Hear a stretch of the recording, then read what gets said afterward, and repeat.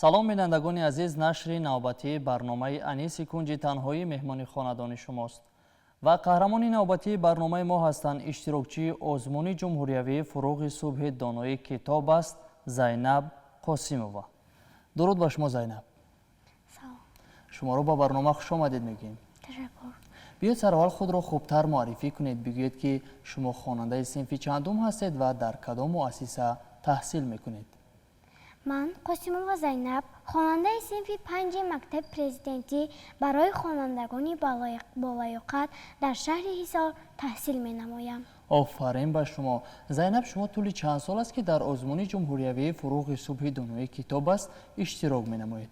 Ман тӯли 4 сол аст ки дар озмуни ҷумҳуриявии фуруғи субҳи донои китоб аст аз рӯи номинатсияи хондан ва аз ёд кардани ашъори бачагона ва осори шифоҳӣ иштирок менамоям. офарин ба шумо Зайнаб. барои чӣ маҳз номинатсияи адабиёти кӯдакон, наврасон ва осори шифоҳиро интихоб намудед? Чунки дар ин шеърҳо ва афсонаву ҳикояҳои бисёр шавқовар аст. офарин ба шумо. дар тӯли 4 соле ки дар ин озмун иштирок намудед, ба кадом давр омада расидед?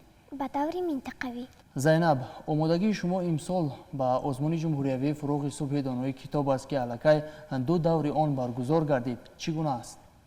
Тайёрии ман ба озмуни ҷумҳуриявии фуруғи субҳи доноӣ хеле хуб аст. хуб, дар даври дуюми ин озмун ки даври албатта ноҳиявӣ буд, шумо чӣ гуна баромад кардед ва сазовори ҷои чандум гаштед? Ман дар даври дуюм хуб баромад кардам ва сазовори ҷои дуюм гардам. офарин ба шумо, муборак бошад. хуб, биёед дар оғози барнома як шеъри дӯстдоштаи худро барои мо қироат кунед ва фикр мекунам ки ҳама он нафароне ки мо шуморо тамошо карда истоданд, махсусан ҳамсолони шумо, бисёр мехоҳанд ки қироати шуморо шунаванд. биёед оғоз кунед. шеър аз устод Абулқосим Лоҳутӣ. марҳамат. далер чӣ кор мекунад? далер чӣ кор мекунад? гумон мабар ки аз шер далер фирор мекунад. агар ба ҷанги паланг далер қарор мекунад. палангҳоро ба ҷанг далер дучор мекунад. далер чӣ кор мекунад? далер шикор мекунад. ба модараш ҷаҳонро далер нисор мекунад. офарин ба шумо Зайнаб. шумо бигӯед ки аз осори назмӣ ва осори насрӣ чӣ қадар мутолиа ва ҳифз кардаед? яъне шумо чӣ қадар шеърҳо медонед, чӣ қадар асарҳо мутолиа кардаед, чӣ қадар афсонаҳо, чӣ қадар ҳикояҳо азбар кардаед? ман зиёда аз 154 та шеър, 45 та афсона, 60 та ҳикоя, 60 зарбулмасал, 60 чистон, 25 латифа. офарин ба шумо. Бағайра. Зайнаб, ман шунидани афсонаро хело зиёд дӯст медорам. барои ман як афсона нақл мекунед? афсонаи донак. донак? марҳамат. баҳром ном писаре як рӯз дар кӯча мерафт. ногаҳон аз наздаш як дона баромад. ин донаи зардолу буд. ӯ ба назди модараш рафта гуфт: модарҷон, ман ин донаро шикаста хӯрам ё ин ки шинонам?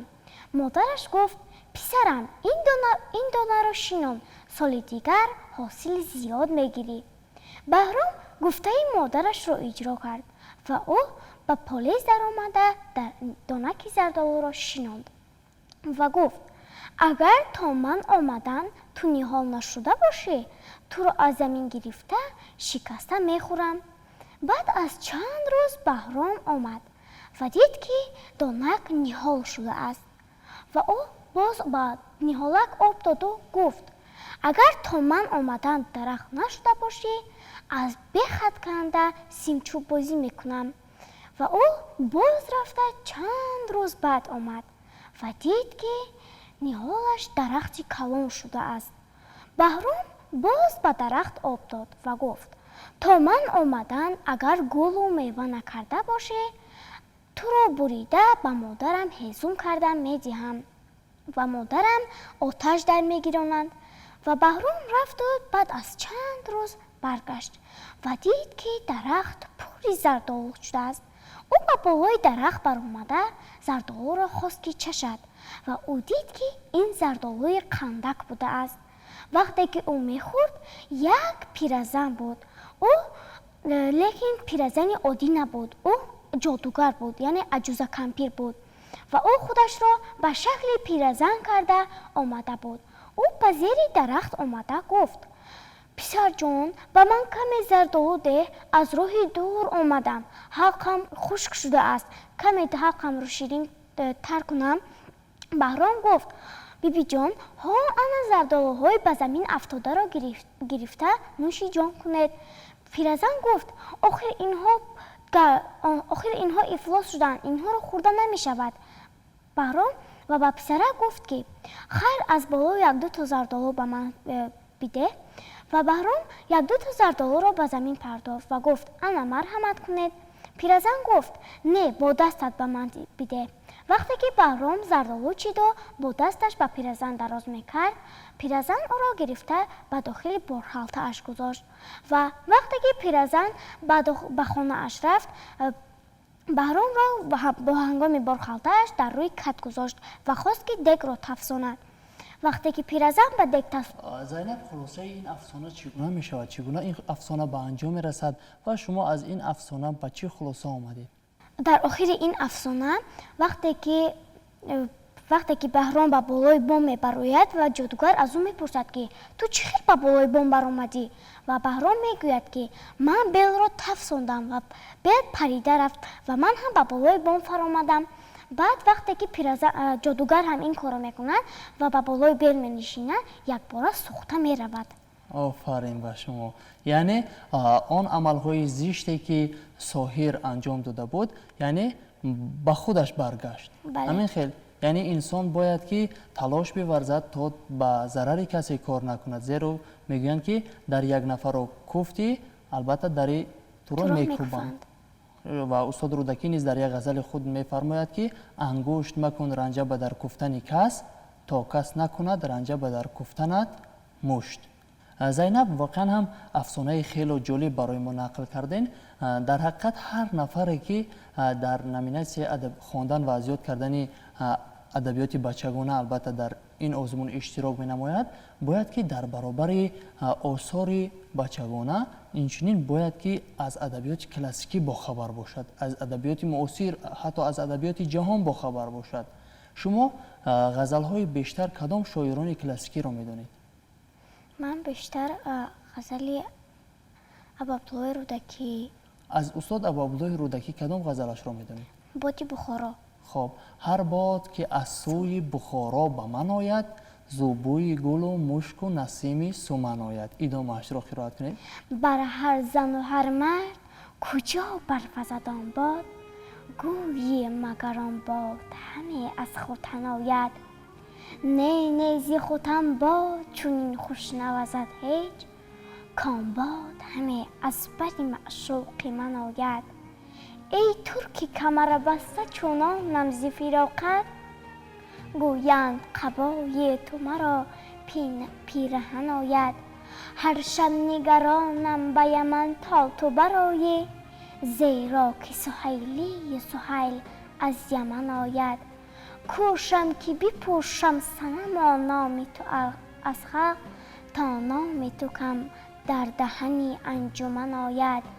بر هر کی سخن گویم و خواهم و گردنه، اول سخنم نام تو اندر دهن آید. آفرین به شما، قرائتتان خیلی عالی هست زینب جان.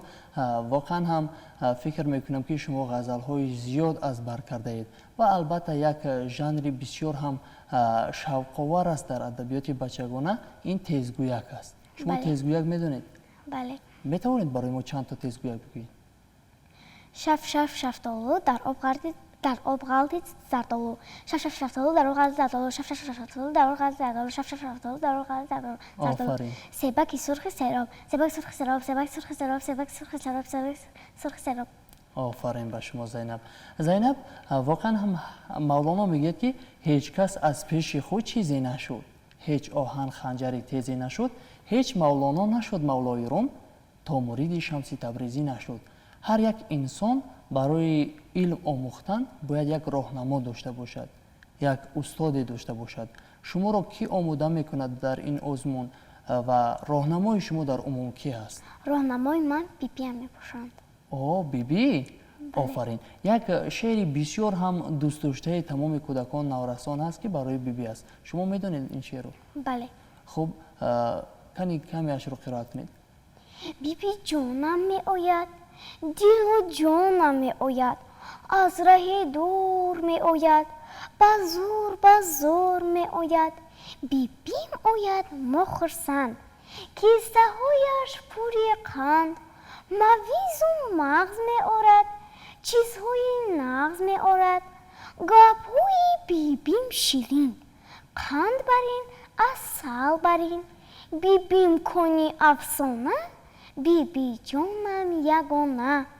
بیبی جانم می آید، دل و جانم می آید، از ره دور می آید، به زور می آید. رفته کرپچه آرم، بالینی پر گذارم، چایکی گرم بیارم، نانکی نرم بیارم. بیبی جانش شینانم، خفه شدن نمانم. بیبی جونی خوشرویم، بیبی قصه گویم. آفرین. من فکر میکنم که بیبی شما واقعا هم هر حرفشان قند برین عسل برین است، زیرا توانسته است که شما رو خیلی خوب آماده سازد و برای شما بهترین افسانه ها بهترین شعرها رو یاد بدهد. بیبیتون چیکار است؟ بیبی من آموزگار می باشند. آموزگار است. بله. آفرین با بیبیتون. خوب برای پدر و مادرتون شعر قرائت میکنید؟ بله. خوب بیاید نخست برای مادرتون بعدم برای پدرتون. گویند مرا چون زاد مادر، پیستان به دهان گرفتم اما.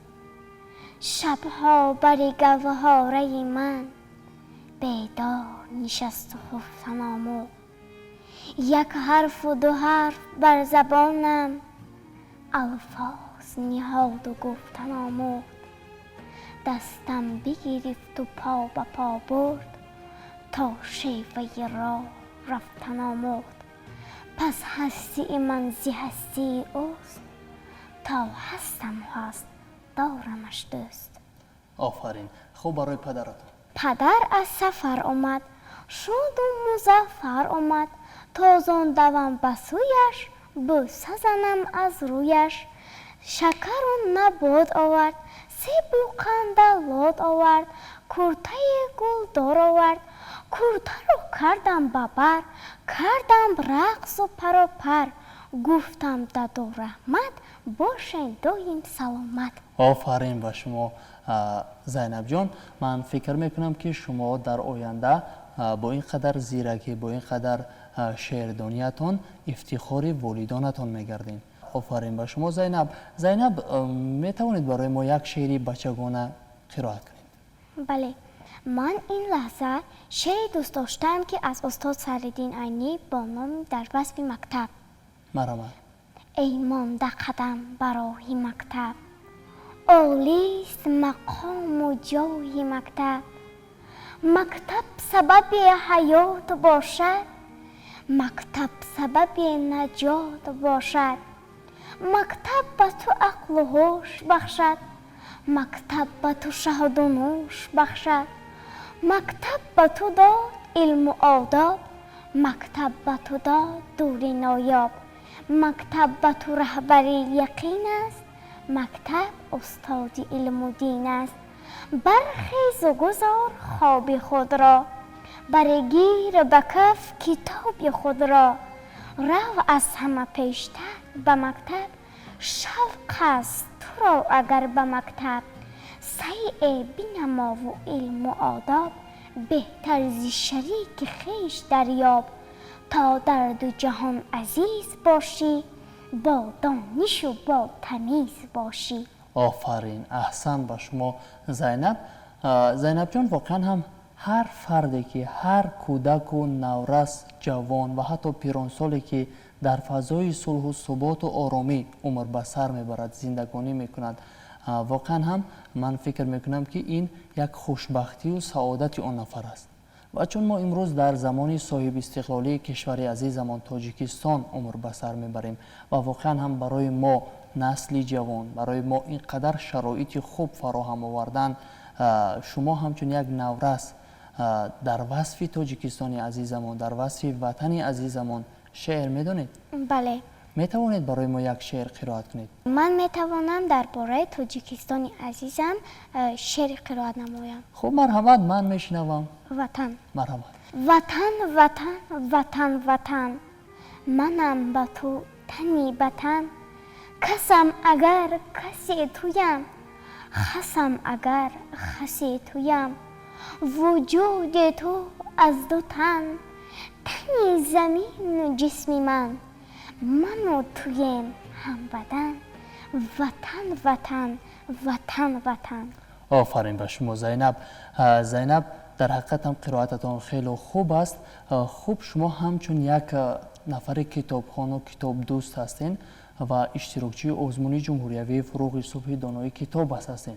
به همه آن عزیزان، به همه آن نفرانی که ما و شما رو تماشا کرده ایستادن، به همه همسالان خود چی مصلحت میدهین؟ من به آنها مصلحت میدهم که در وقتهای خارجی خودشان را ثمراناک استفاده برند و به کتاب و کتابخوانی مشغول شوند. آفرین به شما. بله بینندگان عزیز، ببینید واقعا هم هر فردی که در برنامه ما اشتراک می نماید البته ما و شما رو تلقین می سازد که پیوسته کتاب بخوانیم. از اینجا برمی آید که کتابخوانی راه زندگی هر یک انسان را روشن می سازد و البته دانش آن را کامل می نماید. و زینب باری دیگر شما رو به برنامه خوش آمدید میگیم. تشکر. ما تمنای آن را داریم که امسال در دورهای من بعده آزمون جمهوریوی فروغ صبح دانایی کتاب است سزاوار جای نمایان میگردید. تشکر زیاد. سلامت باشین. بینندگان عزیز، یادرس میشویم که قهرمان نوبتی برنامه ما بودند زینب قاسمова، اشتراکچی آزمون جمهوریوی فروغ صبح دانایی کتاب است از شهر حصار. در اینجا ما میرسیم به فرجام برنامه. تا برنامه های دیگر شاد و مسرور بمانید و اگر شما نیز میخواهید در این برنامه اشتراک نمایید پس بیایید با رقم های زیرین تماس بگیرید. 881 81 39 39. ما شما را انتظاریم. خیر.